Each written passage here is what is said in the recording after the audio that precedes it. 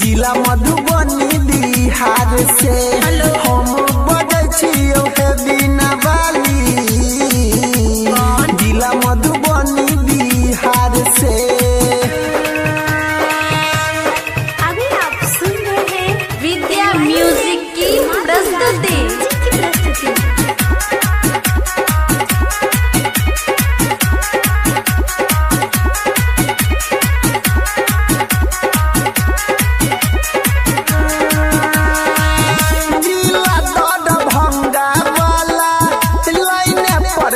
मैया गे सीतामढ़ी वाला कहो दिल केहन समैया गे केहन समैया गे जिला दरभंगा वाला लाइन पर मैया गे सीतामढ़ी वाला कहो दिल केहन समैया गे।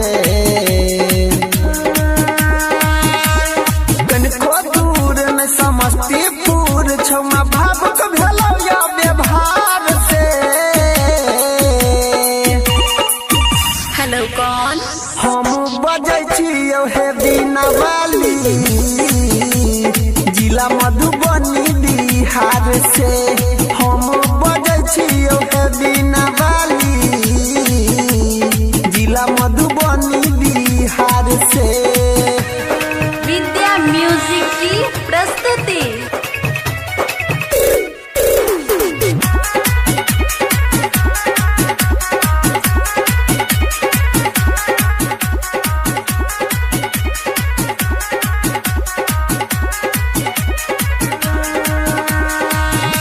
सुन लो यही छिह मैया भाग्य विधाता है बड़ा मुश्किल से भेटल मैया आहा के पता है आहा के पता है। सुन लो वही छिह मैया भाग्य विधाता है बड़ा मुश्किल से भेटल मैया आहा के पता है।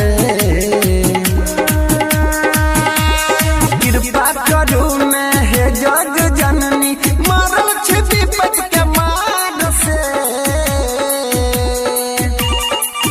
हेलो कौन हम बजै छियौ हे बिना वाली जिला मधुबनी बिहार से।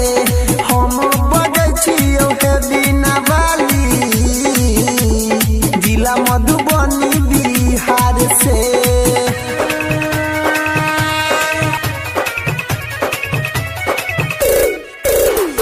अभी आप सुन रहे हैं तेनवाही से विद्या म्यूजिक की प्रस्तुति।